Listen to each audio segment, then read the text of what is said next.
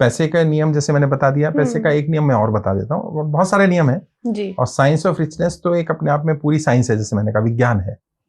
इसमें law of attraction भी आता है, शायद आपने उसके बारे में सुना हो, आकर्षण का सिद्धांत, उसकी भी मैं ट्रेनिंग देता हूँ। अच्छा। और उसमें मैं चैलेंज करता हूँ, चैलेंज 8 वीक्स का ट्रेनिंग प्रोग्राम लो, विद इन 8 वीक जो भी आपका ड्रीम है, जो भी फाइनेंशियल गोल हो, लाइफ में कोई लाइफ पार्टनर नहीं मिल रहा है या जैसा चाहिए वैसा नहीं मिल रहा है, या फैमिली इश्यूज चल रहे हैं, परिवार का कुछ इश्यू है, बिजनेस का, जॉब का, जो भी इश्यू है, अपनी जो भी टारगेट तुम्हारा है विद इन 8 वीक्स या तो वो चीज आपको मिल जाएगी या आप उसके मार्ग पर आ जाओगे।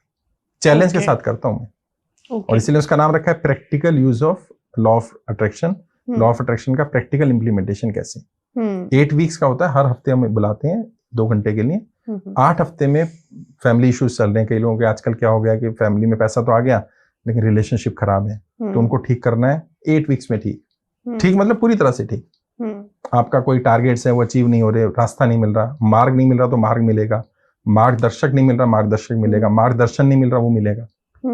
आपको कोई पर्टिकुलर लाइफ पार्टनर वैसा नहीं मिल रहा, या लाइफ पार्टनर है बट उसमें वो चेंजेस नहीं आ रहे जो आप लाना चाह रहे हो, प्रयास कर रहे हो हस्बैंड में या वाइफ में या गर्लफ्रेंड बॉयफ्रेंड में भी, तो आपको प्रिंसिपल बताए जाएंगे कि इन प्रिंसिपल से विज्ञान के आप चीजों को बदलेंगे। अपने व्यापार में जैसे अच्छा स्टाफ नहीं मिल रहा और दिक्कतें आ रही हैं, तो ये तो एक अलग ट्रेनिंग है। जो मनी मैनेजमेंट की आपने बात करी, साइंस ऑफ रिचनेस की बात करी, साइंस ऑफ रिचनेस जैसे नाम से पता चल रहा है साइंस है जी। तो विज्ञान के प्रिंसिपल, जैसे ग्रेविटी का नियम क्या कहता है। ये बिल्डिंग अभी हम कौन से माले पर हैं, यहाँ अभी हम 17th फ्लोर पर हैं। अगर यहाँ से किसी अच्छे आदमी को गिराया जाए और बुरे आदमी को गिराया जाए तो दोनों में से किसको चोट ज्यादा लगेगी, किसको कम लगेगी? दोनों को बराबर लगेगी भाई। अच्छा क्या ऐसा होगा अच्छे को चोट नहीं लगेगी? नहीं, अच्छे को तो नहीं लगनी चाहिए ना यार। विज्ञान के मतलब विज्ञान के अलावा सोचो तो अच्छा आदमी है उसको तो चोट नहीं लगेगी, बट विज्ञान क्या कहता है, लगेगी। विज्ञान को इससे फर्क नहीं पड़ता कि आप अच्छे हैं कि बुरे हैं। ऐसे ही पैसे का नियम क्या कहता है, पैसे को इस बात से फर्क नहीं पड़ता आप अच्छे इंसान है कि बुरे इंसान है। इसलिए कई बार लोगों को क्या लगता है बुरा आदमी भी अमीर है। हाँ। अच्छा बुरा एक अलग इसका पैरामीटर है। पैसे के नियम माना ना आना वो अलग पैरामीटर है। तो कई लोग कहते हैं पैसा इंसान को बिगाड़ देता है, पैसा इंसान को शराबी बना देता है, जुआरी बना देता है, गलत काम करने वाला। पैसा कुछ नहीं बनाता, पैसा इंसान की असलियत बाहर ला देता है। अच्छा। वरना पैसा आने के बाद कई लोग दान भी तो करना शुरू कर देते हैं। बिल्कुल। यानी वो पहले से फिलैंथ्रोपिस्ट थे, उनके मन में था कि मैं दान करूंगा, लेकिन क्योंकि पैसा नहीं था तो नहीं कर रहे थे। किसी के मन में था शराब पीऊंगा मैं, याशी करूंगा, पैसा नहीं था नहीं कर रहा था, आज शराब पी रहा। तो आपको क्या लग रहा है पैसे ने बिगाड़ दिया? नहीं, पैसा किसी को बिगाड़ता नहीं, पैसा सुधारता भी नहीं। और पैसे को इस बात से फर्क नहीं पड़ता आप अच्छे इंसान है कि बुरे इंसान हैं। जैसे अगर आप गिरेंगे तो चोट लगेगी, वैसे ही विज्ञान के नियम अगर आप सीखेंगे तो आप अमीर बनेंगे। उनमें कोई डिफरेंस नहीं है, वो किसी के साथ कोई भेदभाव पैसे का नियम नहीं करता। और जो बचपन में हमने कहानी सुनी थी, आपने हमने सबने पढ़ी होगी, एक बच्चा था, पिताजी से बोलता है पिताजी मुझे घूमना फिरना है, आराम करना है। पिताजी कहते बेटा जब तक तू काम नहीं करे मैं तुझे खाना नहीं दूंगा। अच्छा। वो कहता नहीं काम तो नहीं कर पाऊंगा। कह रहे नहीं काम तो करना पड़ेगा। तो माता जी, क्योंकि माता तो प्रेम करती होती है, थोड़ा लाड भी होता है, लाड और प्यार में फर्क है। लाड आपको बिगाड़ता है, प्यार आपको सुधार देता है। बिल्कुल। और जो सुधार नहीं रहा वो लाड ही है, वो प्यार नहीं हो सकता। प्रेम का तो अर्थ ही है कि सुधार करे, प्रेम का अर्थ है बदलाव लाए, वरना वो प्रेम नहीं है। अब माता जी लाड करती थी, माता जी ने कहा नहीं बेटा मेरा बेटा काम थोड़ी करेगा, तो एक काम कर, रोज खेल कूद आराम कर, शाम को जाके 50 पैसा दूंगी। उस जमाने में 50 पैसे बहुत होते थे। पिताजी को बोल देना मैंने कमाया, ठीक है। रोज खेले कूदे जाए, पिताजी माता जी से 50 पैसे ले, पिताजी को बोले पिताजी ये कमाया आज मैंने। पिताजी ने कहा एक काम कर, इसको कुएं में डाला। कुएं में डाला, खाना खा लिया। अगले दिन फिर ऐसे चलता रहा, रूटीन हो गया। एक दिन माता जी अपने घर गई थी पीहर, बच्चे को पता नहीं था माता जी गई हैं, और बच्चा आराम से घूमने फिर के आया और शाम को पता चला माता जी तो है ही नहीं भाई। अब 50 पैसे कहाँ से आएंगे? पिताजी तो खाना नहीं देंगे, तो वापस गया। भाई कोई काम मिलेगा क्या? आज पहली बार काम ढूंढ रहा है, काम ही नहीं मिले मार्केट में। ले दे के एक ने कहा भाई ये बोरी है गाड़ी में पड़ी है, इनको निकालना है, कोयला है इनमें, दुकान में रख दे। 50 पैसे तो नहीं दूंगा, 25 पैसे दूंगा। कह रहा चलो कुछ तो आएगा।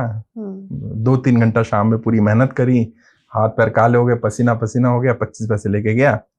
पिताजी बोला, पिताजी आज तो 50 पैसे नहीं आए, 25 पैसे आए। पिताजी ने कहा कुएं में फेंक दे। मैं कुएं में फेंक दूं? मेरी मेहनत की कमाई कुएं में फेंक दूं? पिताजी कहते बेटा आज ही कमाया तूने। बिल्कुल। एक्चुअल में जब आप मेहनत की चीज होती है तो आप वेस्ट नहीं करते। लोग कहते हैं बड़े लोग अमीर लोग जो है कंजूस है। नहीं, कंजूस नहीं है, मैं अमीरों से मिला हूँ। और जब मैं अमीर नहीं था तो मैं भी शायद सोचता था कि अमीर लोग कंजूस होते हैं। अब मुझे पता नहीं, कंजूस नहीं होते, वो वेस्ट नहीं करते, मेहनत से, क्योंकि उनका मेहनत का पैसा है। जिनका बेईमानी का वो करते हैं, अय्याशी भी करते हैं, आवारागर्दी भी करते हैं। जो एक्चुअल अमीर है ना, अमीर जिसको कहा जाता है, हर पैसे वाला अमीर नहीं होता। पहली बात तो जी, पैसे वाला होना और अमीर होने में फर्क है। बिल्कुल। अमीरी के लिए कुछ और भी चीजें चाहिए। There are 7 parameters of richness जिन पे हम बात करते हैं, उसमें पैसा एक पैरामीटर है। देयर आर 6 अदर पैरामीटर्स जिससे आप रिच होते हो। आपकी इंटेलेक्चुअल वो भी तो रिचनेस है जी। कई लोग पैसे से तो अमीर है, इंटेलेक्चुअली फ्लॉप है। हाँ। तो ऐसा अमीर होने का क्या फायदा क्या कि आपकी सोच गरीबी वाली है। तो आपको सोच से भी अमीर बनना पड़ेगा। कईयों को पैसे वालों को देख के लग नहीं जाता यार ये क्या है, क्या अमीर है। मतलब उन्हें लगता है हम शो ऑफ कर रहे हैं, कर रहे हैं, लेकिन वो शो ऑफ नहीं है, वो लीचड़पन है। हाँ। क्योंकि वो इंटेलेक्चुअली अमीर नहीं बन पाए। तो अमीरी के अलग अलग पैरामीटर हैं। तो हम साइंस ऑफ रिचनेस में ये बताते हैं कि अपने पैसे में लगाव कैसे पैदा होता है, मेहनत के पैसे और बेईमानी के पैसे में क्या अंतर है। मान लो कहीं से अदर वे राउंड करके अंडर दी टेबल कुछ आ भी गया, तो उस पैसे का करना क्या है, फिर अपनी सोच कैसे बनानी है। पैसे के मामले में सोच का बहुत बड़ा रोल है। एक किताब मैं आपको भी रिकमेंड करूंगा और सभी ऑडियंस को पढ़नी चाहिए। नेपोलियन हिल ने लिखा है थिंक एंड ग्रो रिच, और जिन लोगों ने पढ़ी है वो कमेंट करके बताएं। जबरदस्त किताब है, जबरदस्त। और की ऑफ रिचनेस भी उनकी किताब है, और भी नेपोलियन हिल ने बहुत सारी किताबें लिखी, जबरदस्त किताबें हैं। ये बताती हैं थिंक एंड ग्रो रिच मतलब सोच के अमीर कैसे बना जाता है।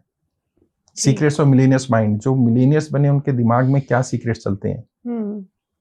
अब उन्होंने लिख दी, बता दी, मैं गाइड भी कर रहा हूँ, लेकिन अब किताब पढ़नी तो आपको पड़ेगी ना यार। अब लोग यही चाहते हैं कि किताब भी सर ही पढ़ लें तो सर ही अमीर बनेंगे ना, फिर तुम थोड़ी बनो। या फिर सर से ट्रेनिंग भी ले सकते हैं। ट्रेनिंग भी लेके भी इम्प्लीमेंट करना पड़ेगा भाई। बढ़िया से बढ़िया दवाई लाओ आप और अलमारी में जाके रख दो, फिर आप डॉक्टर को गाली दो कि यार डॉक्टर तो बेकार है दवाई। मैं जब चैलेंज कर रहा हूँ, और मेरा तो मनी बैक गारंटी होती है।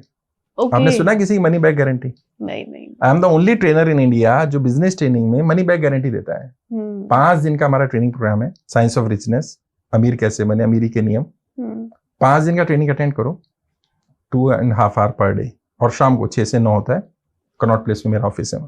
5 दिन अटेंड करो, जो भी फीस है उसकी फीस दो।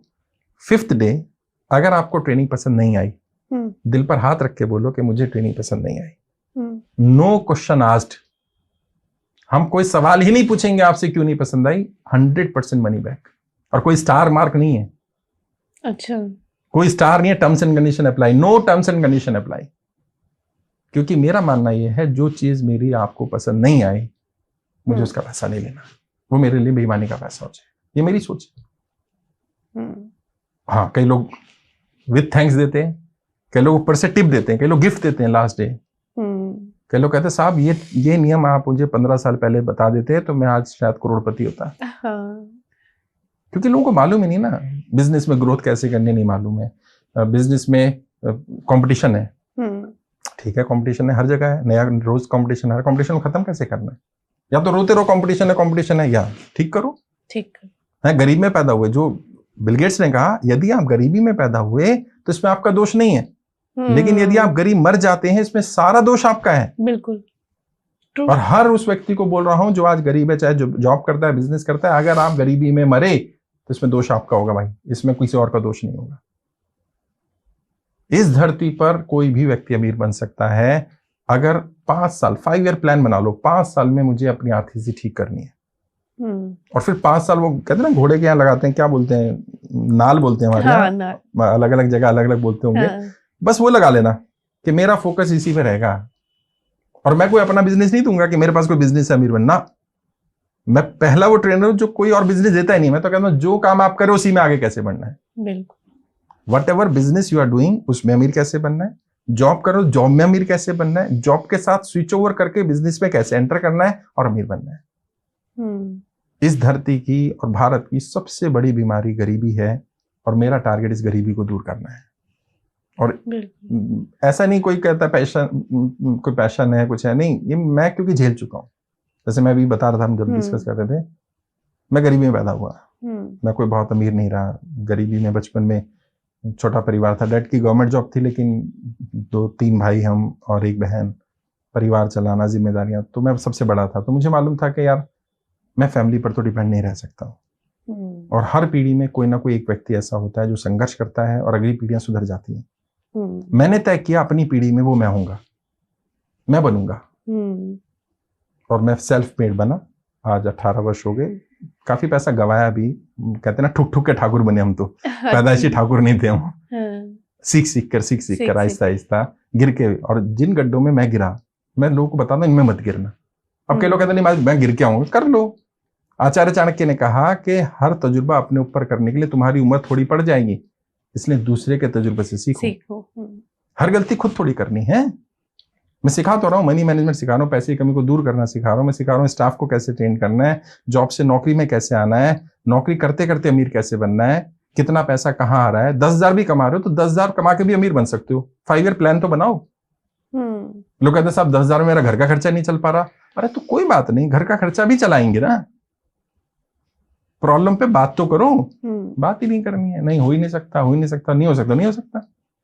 अगर आप ये कहते हैं आप अमीर बन सकते हैं तो आप सच है, सही है। और आप कहते हैं आप अमीर नहीं बन सकते तो भी आप सही हैं। क्यों? जब आप कहते हो मैं अमीर बन सकता हूं तो ब्रेन आपको रीजन देता है क्यों बन सकता हूं। और जब आप कहते हो मैं अमीर नहीं बन सकता तो ब्रेन रीजन देता है क्यों नहीं बन। मुझे भी यही लगता है कि ये सोच की दिक्कत है। सब कुछ वहीं का है। जैसी आपकी सोच है वैसे आपके विचार बनेंगे, वैसे आपकी सराउंडिंग्स बनेंगी, वैसे आप बन जाएंगे। तो अमीर बनने के लिए सबसे पहले अमीरों की तरह सोचना पड़ेगा। अमीरों वाले काम करने पड़ेंगे। अमीरों से नफरत करनी छोड़नी पड़ेगी। हाँ। अमीरों से नफरत करके आप अमीर नहीं बन सकते। जिस चीज को आप पसंद नहीं करते वो चीज आपको मिल जाएगी? नहीं मिलेगी। आपको अमीरों से नफरत करनी बंद करनी पड़ेगी। और ये देश के हर गरीब को सोचना पड़ेगा कि गरीबी के कारण आप खुद हैं, आपकी परिस्थितियों के लिए जिम्मेदार आप हैं। आप गरीबी के यहाँ पैदा हुए, गरीब के घर में, ये आपका दोष नहीं है। लेकिन अगर आप गरीबी में जीवन जी रहे हैं, आपका दोष है। उसको ठीक करना आपकी जिम्मेदारी है। कोई सरकार आपके लिए आके रोजगार नहीं